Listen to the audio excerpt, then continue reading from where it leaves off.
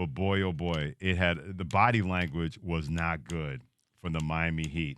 When you miss 38 3-point shots and they were just trying to hunt for shots and nothing was working, and then when Boston finally got out of their own way, it just seemed that this is all the makings of Boston getting to the NBA Finals and Miami not being able to do anything about it in Game 6 on Friday. Well, look, I think you're starting to see, Freddie, the cumulative effect of Boston's defense and the toll that takes. I mean, look, both teams are broken down, right? Marcus Smart was playing injured. Obviously, you got Robert Williams injured. Then on the opposite side for Miami, Tyler Herro, which is interesting. Stephen A. Smith made an interesting point last night about some players want to play, but the organization holds them back from playing. So we like to question the toughness and the mentality of players. But a lot of times organizations understand that this is the future of their industry, the future of their team. So they don't want to jeopardize that. I don't know who that pertains to. But my thing is I'm going to look at it from a player perspective, right?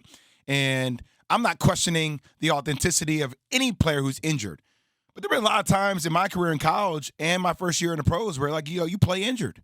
You play injured when it matters. So a lot of guys, Tyler didn't play. Obviously, Kyle Lowry, who's out there. And Jimmy Butler, who is still hobbled up. I mean, 18 shots for 13 points. I think you're starting to see his legs wear down. Bam Adebayo was attacking, but that wasn't until later. And look, 10 turnovers in the first half for the Boston Celtics. They had that issue in the first couple of games of the series. They addressed that later on, but it came back to bite them in the first half. It was a ball game. Derek White, Al Horford kept them in the game individually. And then when Jason Tatum and Jaylen Brown, a duo that a lot of people tried to break up in January and have been on a mission, Freddie, to break up since they've been together, right? Like, it's always been questions around which one would you take and can they coexist and which one is the alpha. And I'm sitting there saying just appreciate both. Sure. Both are incredible. Jaylen Brown, who's been a two-way player in this game for a long time. Jason Tatum, who has now become a two-way player where he's locking down. And look at the people that they've gone through. Kevin Durant, Kyrie, Giannis, right, who's one of the most dominant players we have in the history of basketball.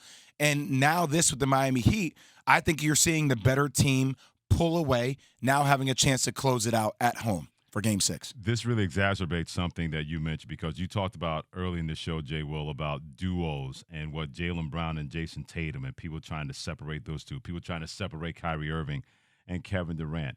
If you're the Miami Heat, you need a duo. It can't just be Jimmy Butler and the Jimmyettes. That can't happen in the Eastern Conference because Milwaukee has a duo when they're healthy, Giannis and Chris Middleton.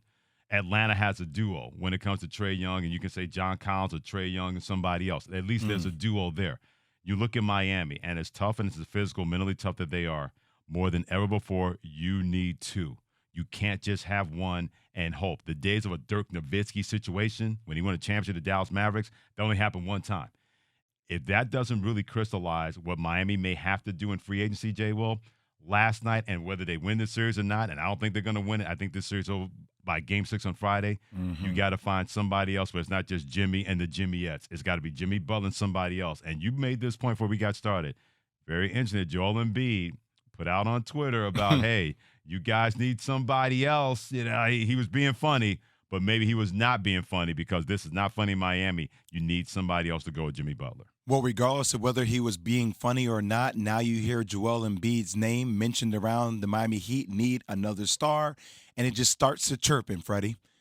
And I said it here in the show, and I'm not saying it's going to happen because I don't see Joel Embiid leaving Philly, right? Right. But it does. I like when players apply pressure. We as the public, we apply pressure to players all the time. You got to win, and championships matter, and how you do it matters. Are you leaving, going somewhere else, or are people coming to you, right? And like we glorify when people go, like Giannis, right, staying in Milwaukee. Oh, you got a championship on your own. You did it with that team. And we vilify other guys who leave other places, but what we don't do is we don't hold franchises, front offices accountable to the same degree that we do the players. So this is a player saying, hey, Miami needs another star. And it starts a conversation around, hey, Philadelphia, what are we doing?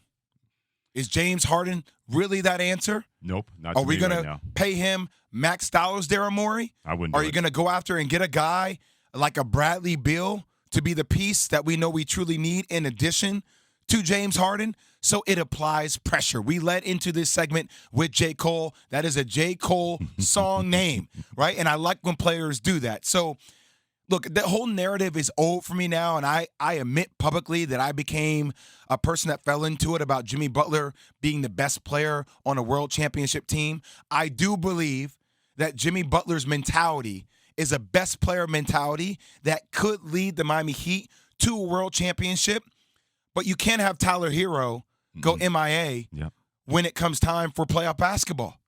You need your star to be a star. You can't have Bam Adebayo, who was more aggressive last night, but in Game 4, take 5 shots.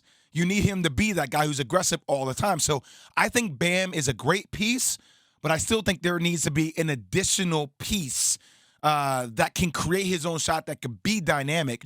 Because it feels like at times their offense becomes stalled, and that's what you worry about with this team. So there's some questions for them to address, and I'm not going to act like the series is over. They still have a legit shot to win in Boston, but I do believe that Boston will be the favorite to win it and get to the NBA Finals. Thanks for watching ESPN on YouTube. For live streaming sports and premium content, subscribe to ESPN Plus right now.